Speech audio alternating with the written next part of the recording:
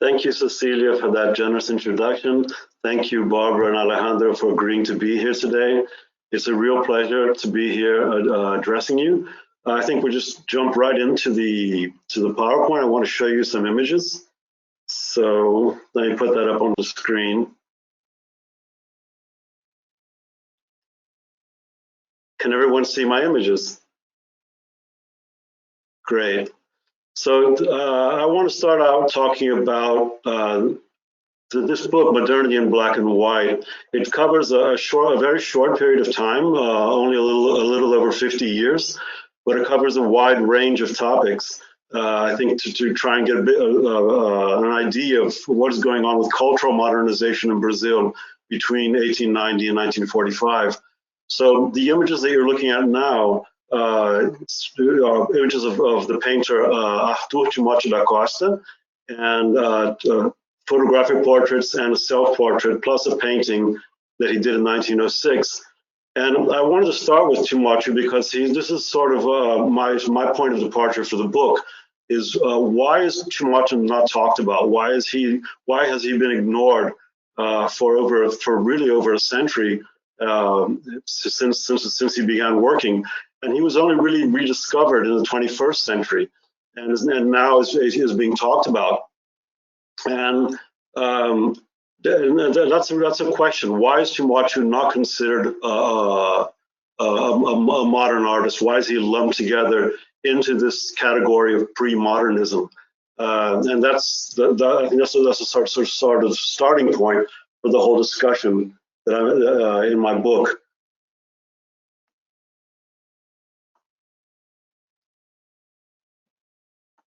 Okay, how can I move this? Here we go. So first, I want to show you one slide with some of the major arguments in the book, because I think it's important to get those out there. The main point of the book, I think, is that modernism and archaism are deeply intertwined in the Brazilian context, which, as opposed to some other contexts where modernism is a rupture with tradition in the past. In Brazil, I think they go hand in hand and continue to go hand in hand to this day. The second point is that there was already a culture of modernity in place in the 1900s and 1910s. That's for those who are familiar with the historiography of Brazilian modernism. That's surprising because most of the accounts will situate the beginning of modernism in Brazil in the 1920s. And the book also argues that the principal arenas of artistic modernization in terms of visual culture were not in fine art, but in graphic design, printing, and photography. The other point that I want to make very strongly is that hierarchies of power and social stratification are so entrenched in Brazilian society that these alternate modernisms that I'm talking about in this book are still routinely overlooked and even denied. There's a lot of denial about this. And finally, the point is to make sense of the underlying tensions between elite and popular culture, we need to examine the wider context and include all the evidence. The reason I say that is because usually when people are talking about modernism in Brazil, people will talk about literature and fine art. There's not a lot of talk about topics that are important to this book, such as favelas. I think that to really understand the rise of the idea of modernity and modernization in Brazil, you have to think about the backdrop, which is this idea of archaism and backwardness. So the first chapter deals with the rise of images of the favelas in the 1890s and 1900s. The most widely known image of a favela artistically is probably Tarsila do Amaral Morro da Favela, which you see here on the left. It's considered a modernist icon in Brazil, but it's a very unusual painting in that it's a naive painting. It's not modernist in many formal senses. And I want to contrast that with the painting on the right, which is one of the oldest images of a favela, painted around 1893 by Eliseu Visconti. and it shows that it's a sort of social criticism, showing the plight of these favela dwellers in the early days the favelas were coming up. I'm having a little trouble moving my slides. Here we go. So in the first decade of the 20th century, favelas were seen really as a problem, something that had to be destroyed, eradicated, as a public health nuisance and a criminal problem. In the upper left-hand corner, you see a caricature of the mayor of Rio, Pereira Passos, kicking down a shack. And this is really the attitude that the public authorities had towards favelas in the beginning of the 20th century. The photograph underneath is one of the oldest photographs of favela dwellers. It's from 1904. And the two images on the right show Osvaldo Cruz, who led the eradication of yellow fever in Brazil. And he was actually trying to eradicate favelas too, again, as a public health nuisance. And in the second decade, in the 1910s, you start getting more sympathetic portrayals of favelas. So these two paintings by Gustavo da Lara are both trying to look at favelas in a more understanding way and depicting the plight of the people who live there as a social critique, trying to say these people are working people who are having a hard time. And that's the painting on the right, Honda da Favela, is probably the first critique of police suppression against the poor in the history of Brazilian art. By the 1920s, you start getting the sort of stable iconography of favelas, which did not exist previously. I think that's one of the main points of the book, is how this iconography developed. The image in the center, the very racist cover of Careta magazine by J. Carlos, has all of the markers are in place. The washing hanging out to dry, the woman with a can of water on her head, the idea, the association between favelas and blackness. These were all things that were developed over decades as an iconography. They did not exist. They weren't ready-made, and it's important not to naturalize these categories. And I think one thing that the first chapter ends on a discussion of F.T. Marinetti's visit to Brazil in 1926. And Marinetti made a point of visiting the Morro da Favela, which was the original favela. And here there are two photographs of Marinetti in the favela and a magazine cover, which really sort of translates the difficulty Brazilian audiences had in understanding why he was interested in looking at favelas. And then you have this contrast between the idea of modernity and the idea of archaism and of backwardness and of the sertão. The favelas were very associated in Brazilian mentality to the sertão at this time. So I think that's the chapter one has really deals with this idea of setting up this opposition between archaism and modernism. The second chapter is dedicated to carnival, also something that traditionally histories of modernism in Brazil do not look at carnival. They look at painting, literature, fine architecture, music, classical music, but they don't try to look at this carnival movement, which was already becoming a very important thing in the 1910s and 1920s, even before the Escolas de Samba came into being in around 2830. So these are two covers of two magazine covers done about 10 years apart by the same artist, Callisto.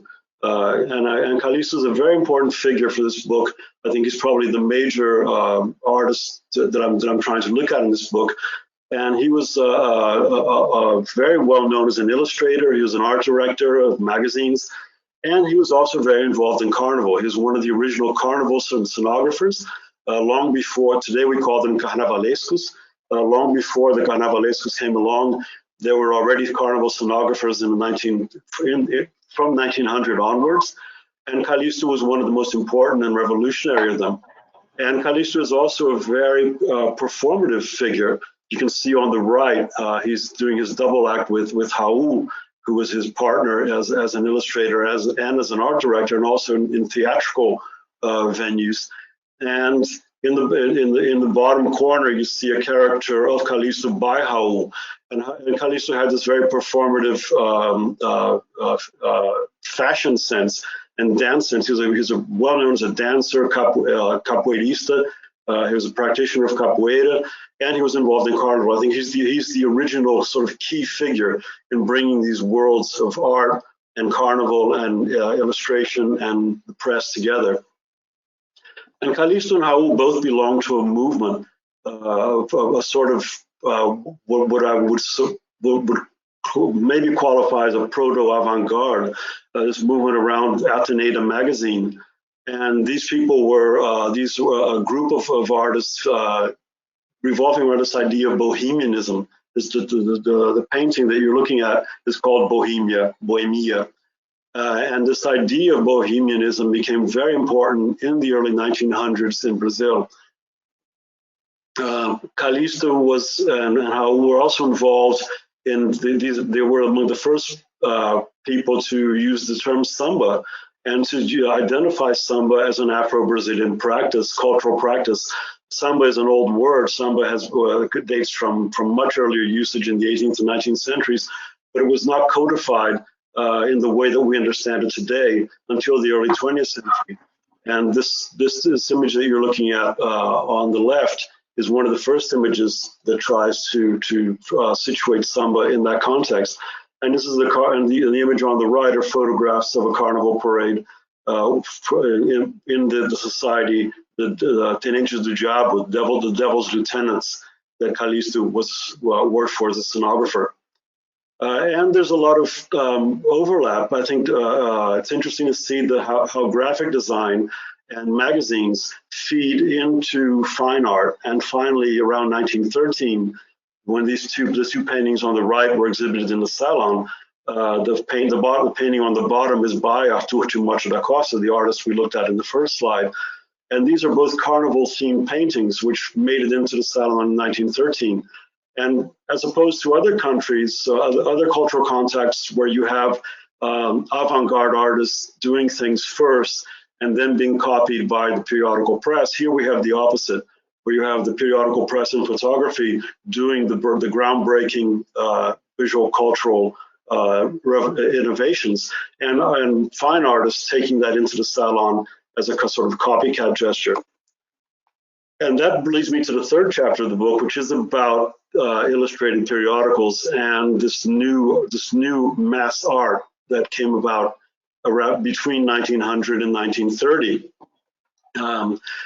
Very little has been written about Art Nouveau publications in Brazil, and they were very present and very powerful. These are the three major Art Nouveau magazines in Rio in the first decade of the 20th century, Ateneda, Cosmos, and Renascença. And these were fairly elite magazines. They were not for a wider audience, but the people who worked on them and the companies that were the publishing houses that were producing them spawned some very popular magazines, Omalho, Fonfon, Careta, which became big mass circulation magazines in 20th century Brazil. All of these magazines lasted for 50 years in print, and they exercised a very powerful influence on visual culture in Brazil. I think especially Fonfon magazine, which is here's some covers from Fonfon during the period when Callisto was the art director of the magazine, and they're really extraordinary images. He's really doing something which was very cutting edge and innovative, even by standards of Europe or North America in terms of graphic design. Also, this is not just some sort of cliquish, inside thing among visual artists. This is what we're talking about: the creation of a real mass market publishing industry, and especially, I think, very, very experimental in terms of the ways they were printing photography and color printing. Very, very daring things that they were doing, which paved the way for the better known 1920s periodicals like Para Todos, which you see here in the center, which is already very well known in Brazilian design history as one of the great markers of modernity. But I'm arguing that this happened even earlier, 10 to 20 years earlier, in these other magazines that eventually led to the 1920s periodicals like Para Todos. Chapter 4 deals with the one with Anthropophagia, which is probably the one movement is fairly well known these days in Europe and the USA. Anthropophagia is the one movement that did try to deal with these issues of popular culture to some extent, especially through the lens of primitivism.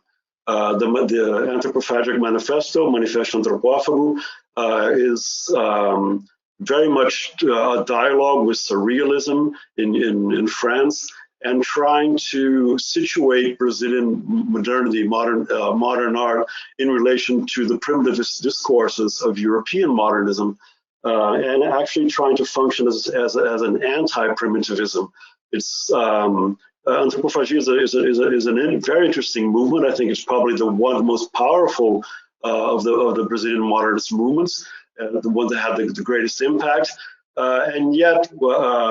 I think there's a tendency, especially outside of Brazil, to take the discourses of the manifesto, of the Anthropophagic Manifesto, take the discourses at face value, and that's a big mistake. To really understand what Anthropophagia meant in its place and time, you have to understand, you have to go into the context and see how the movement developed, how it was covered in the Brazilian press. And that's really what the book tries to do. The book tries to situate Anthropophagia as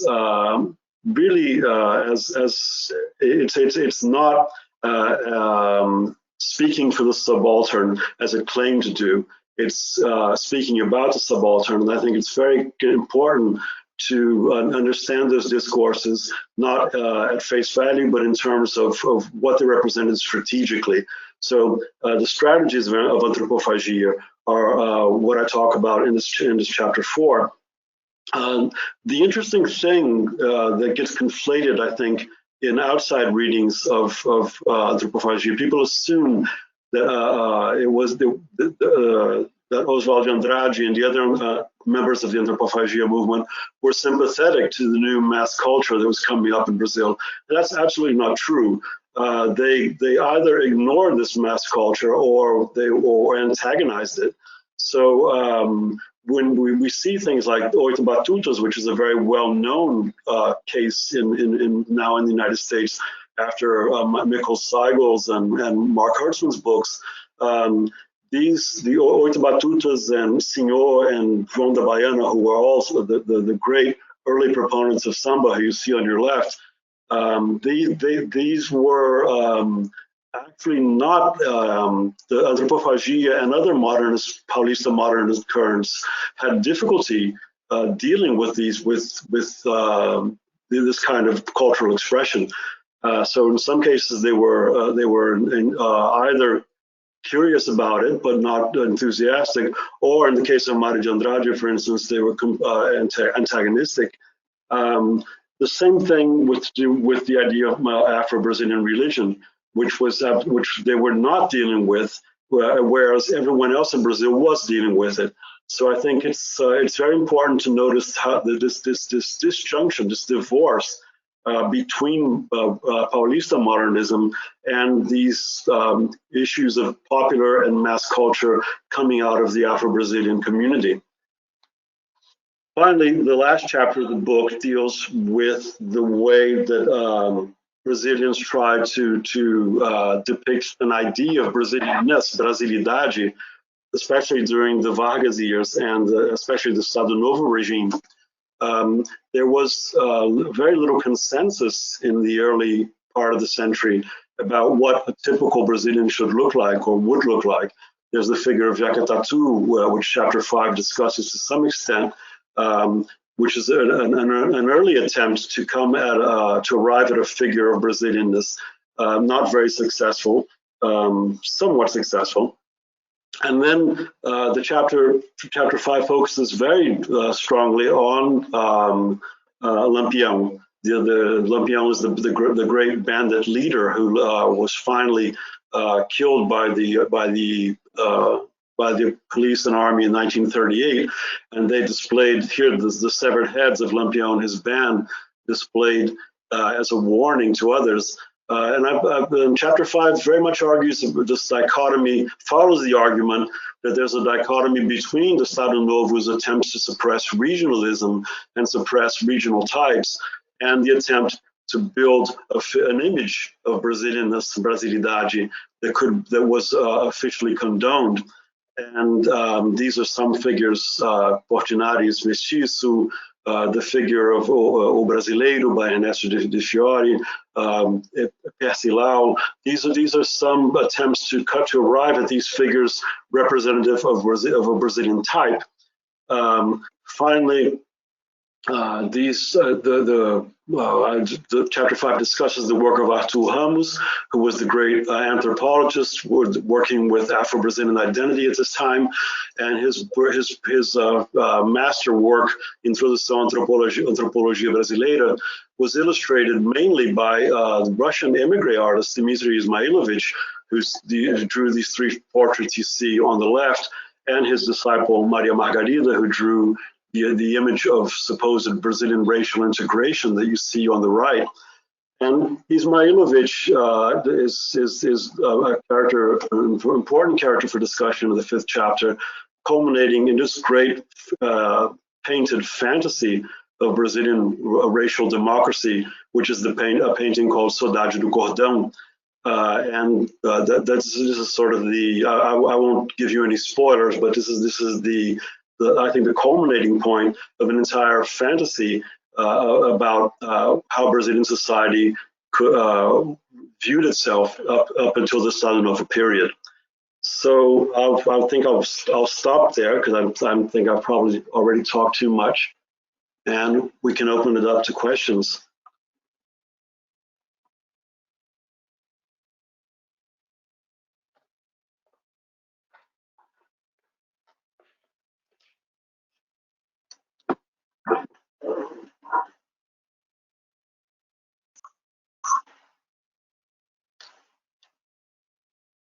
Barbara, you want to go? Yep. Okay, I'm ready.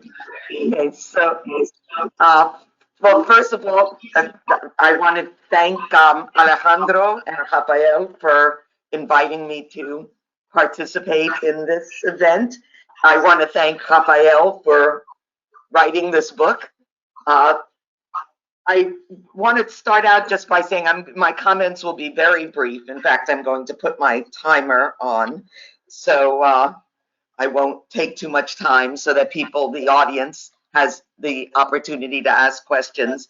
So I'm coming at Rafael's book mainly as somebody who has, in her own work, studied modernity and the relationship between race and modernity in Sao Paulo.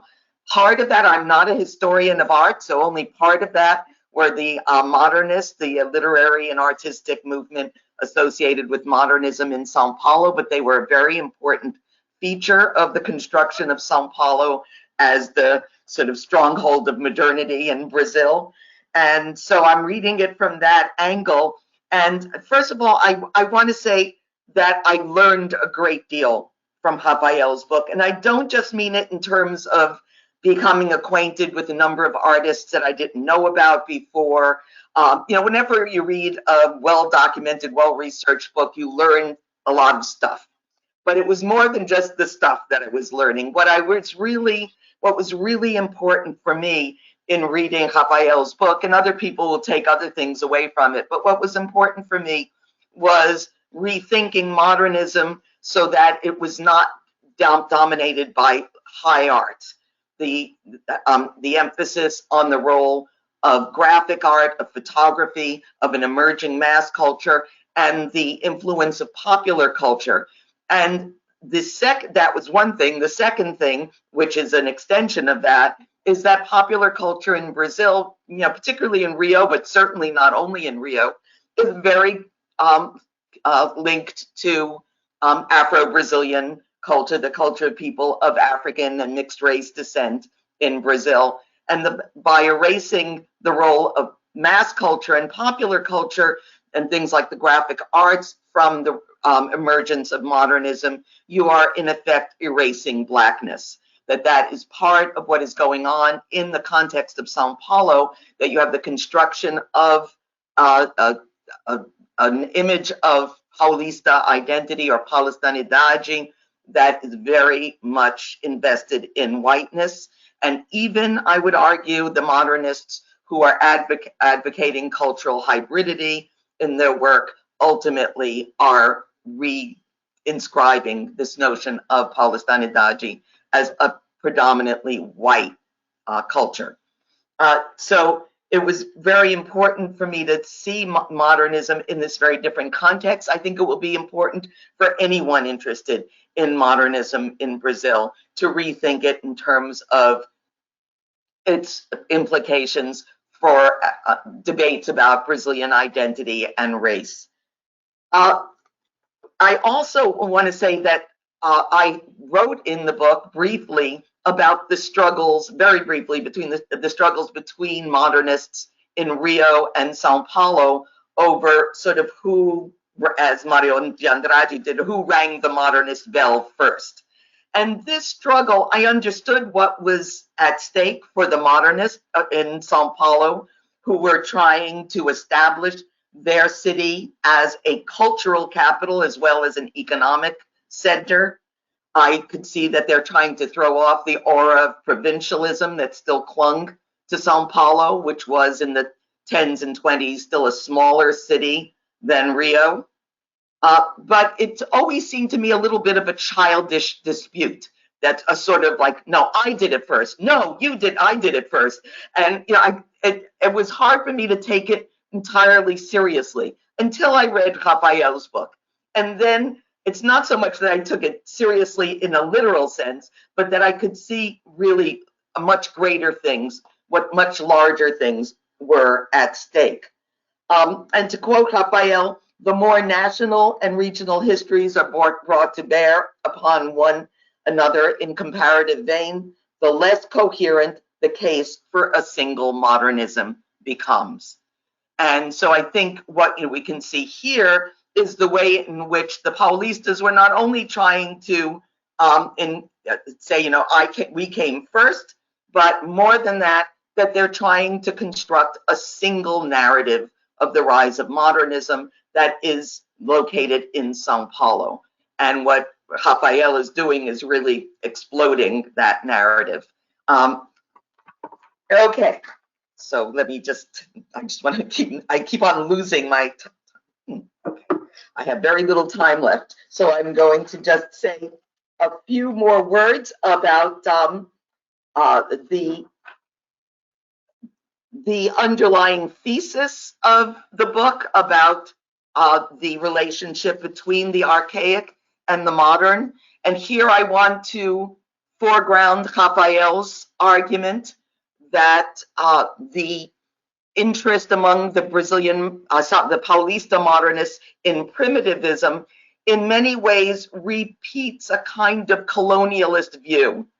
That is, that they're interested in primitivism, but I think mainly to emphasize the contrast between modernism and primitivism. So that when Mario, on the one hand, I think it was great in many ways that Mario de Andrade tried to recover cultural practice, and particularly musical practices from the north and the northeast of Brazil. I think that has been very useful for musicologists in Brazil.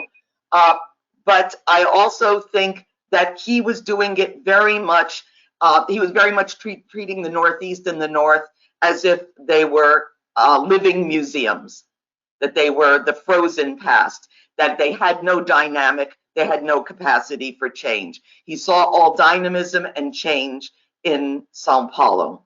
And I think what Rafael is trying to do is show an alternative modernism that doesn't treat the archaic as primitive and also not lacking in dynamism.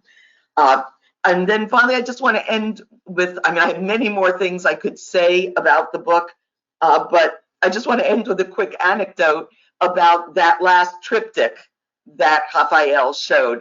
Because when I was reading the manuscript, I read it pre-publication, the images were not in it. So I kept on going on Google Images to look at the various paintings and images that were being referred to. But when I was reading the part about Saudade do Cordão, I kept seeing it in my mind very clearly. And I suddenly realized why. 2 years before, I had gone to the Museum of Museum of Art of the city of Rio, which had it on display. And I hate people who go into museums and constantly taking pictures with their cell phones. But I was so transfixed by this triptych that I had to photograph it. And I went into my phone and there it was in my cell phone.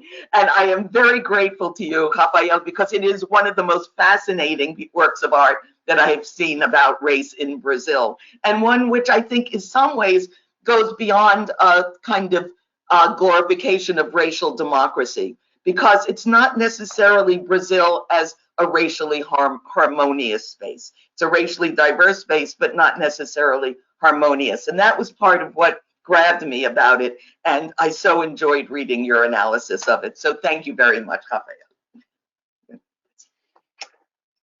Thank you, Barbara.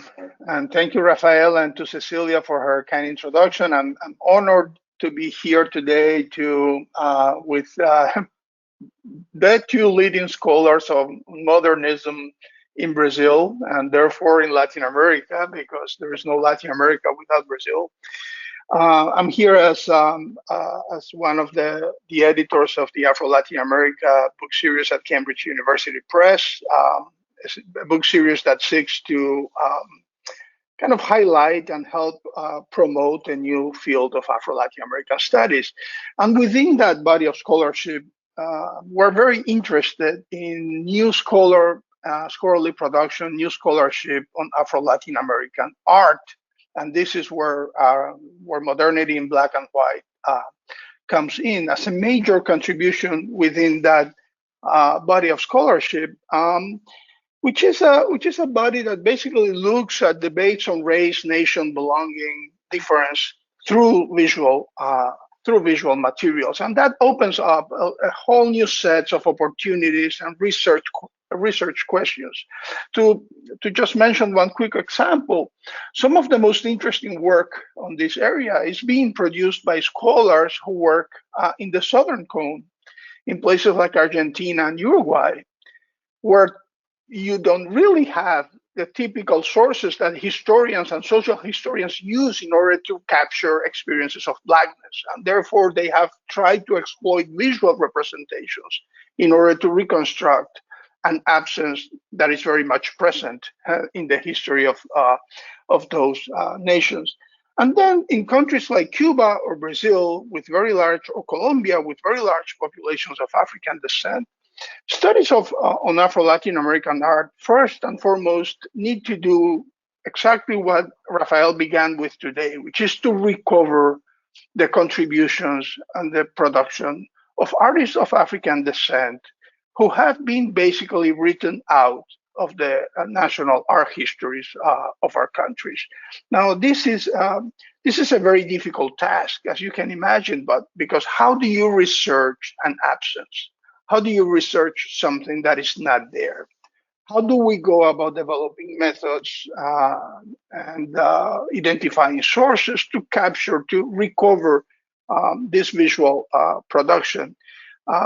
He showed some of the works of Costa, but there are many, many other examples about this, and I could tell you more than one anecdote in which I find a name and I write to Rafael and say, can you tell me something about this artist? And he writes back saying, I'm so sorry, Alejandro, but there are no studies about that particular Afro-Brazilian artist. And the same story applies to Cuba, and it applies to the Dominican Republic, and it applies to Colombia, and it applies to Ecuador. Over and over, we have this problem. So if we're going to write new intellectual histories of Latin America from and through the contributions of people of African descent, we need to recover all this visual production. That needs to be at the center of this this new scholarship.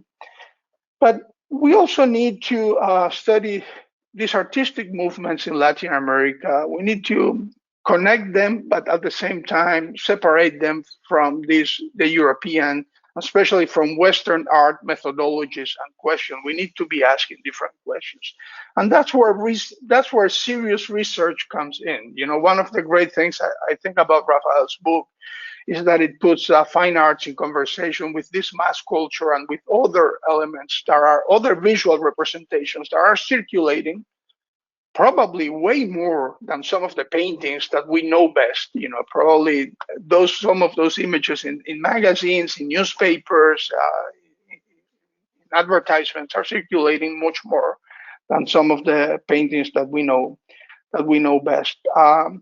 So I'm going to follow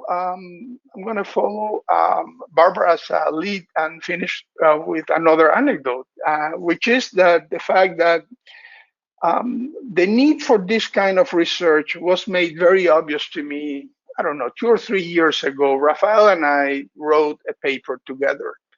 We worked on a chapter on the avant-garde of Latin America in the 1920s and 30s. And one of the most fascinating things that we found as we did that kind of research was that artists and intellectuals within Spanish America were basically talking to each other through Buenos Aires, through Ciudad de Mexico, through Havana, in journals like Revista de Avante, or in some of the journals produced by the muralistas in Mexico. And then the Brazilians had their own debates, which were as potent and as vibrant as those we were finding in Spanish America. But we could not really find much evidence of crisscrossing conversations between Luso America and Spanish America.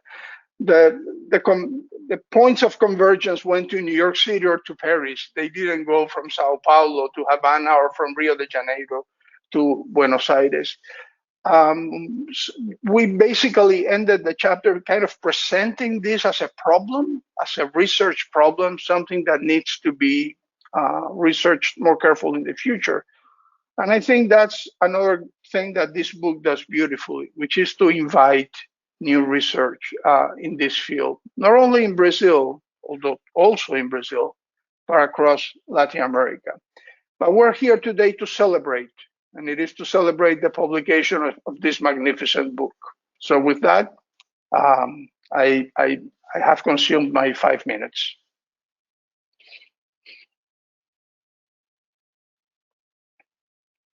Rafael, are you with us? I see his image kind of... I think he may be frozen. I think he is frozen. Rafael, can you hear us? Hear me? Can you hear me? Now yes, we can hear you.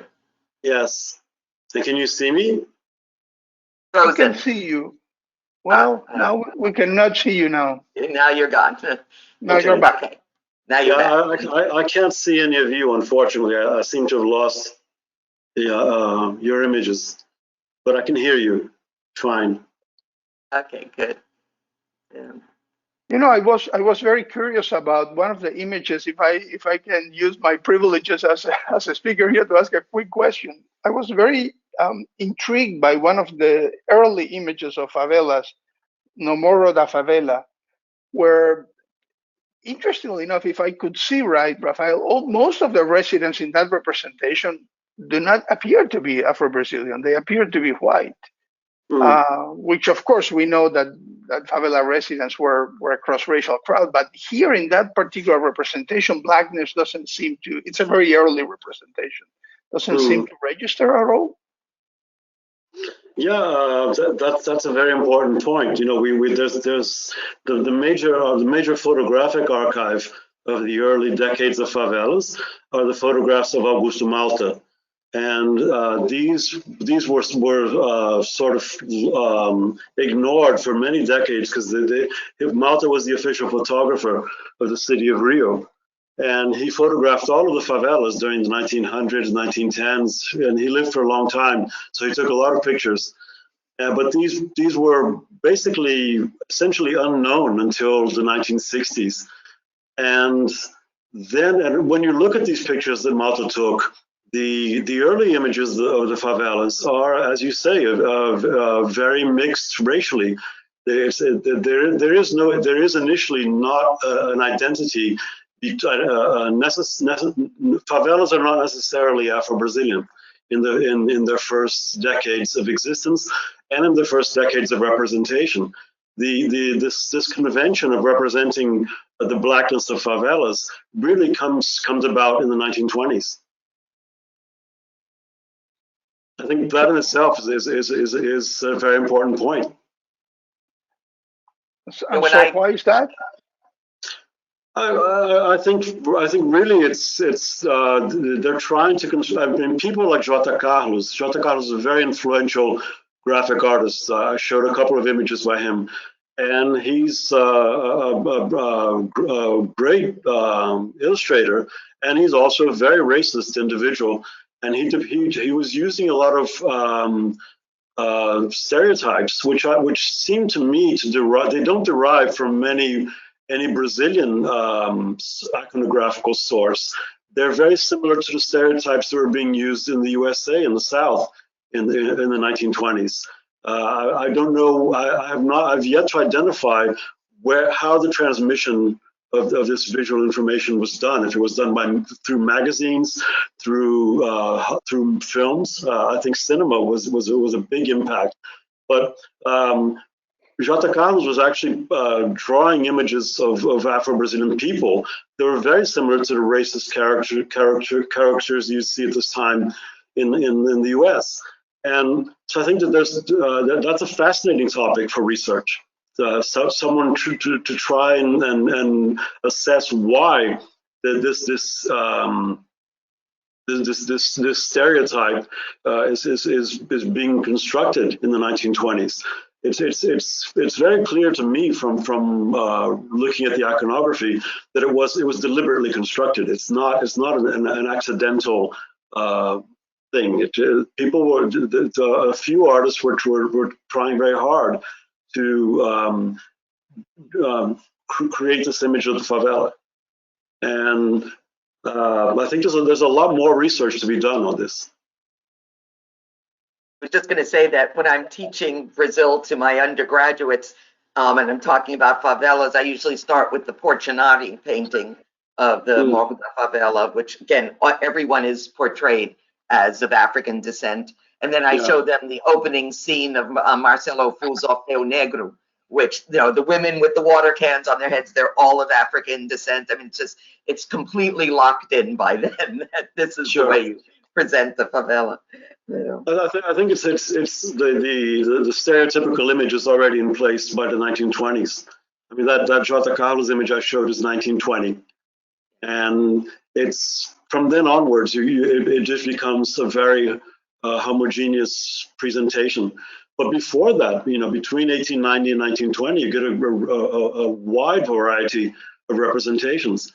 And then the photographic record, which makes clear that there isn't a necessary, there didn't have to be this idea that favelas and blackness are part of the same thing, and that's the whole discussion of the first chapter of the book. This idea of heart of darkness. There's a deliberate effort on the part of Brazilian society to create this archaic image of blackness, and I find it really shocking that people claim to be in the 1940s and 50s claim that Brazil is not a racist society when it was so obviously a racist society, and this was so clearly and deliberately thought out in the 1920s and 30s. When I saw the image, this image I was referring to, the Morro da Favela, I remembered Azevedo's novel, right, Cortizo, which is really is a cross-racial crowd. If anything, it's populated mostly by Portuguese immigrants rather than by people of African descent, or there are some people of African descent in there. And I think I see a similar process happening in Cuba.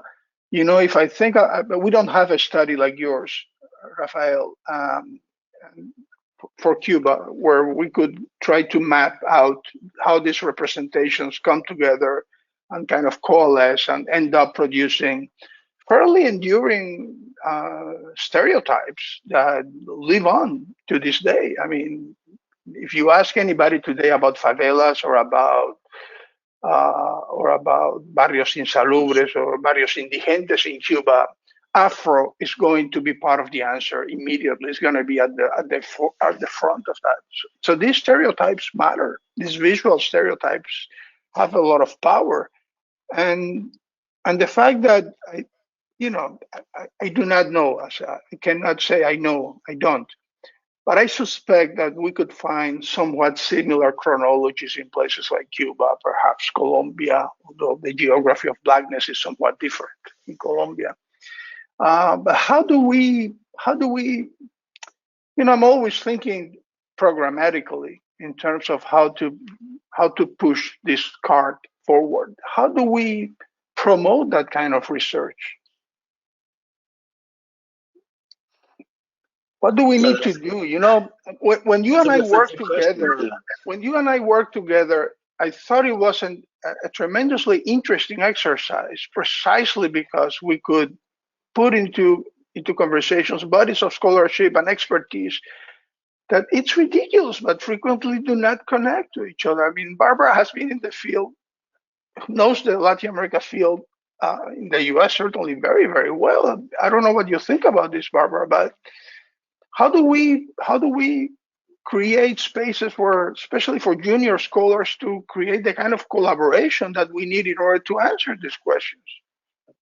Well, I think one pretty straightforward way of doing it is to have a more diverse academic world, and I think the entrance into, particularly into Latin American history, even within Brazil, there are a lot of people now who would see themselves as Latin Americanists, not just as Brazilianists, but who are approaching and prioritizing the question of race. And certainly that's the case with many people who are studying Latin American and Caribbean history in the United States. So I think that the diversification of academia is one way to do this.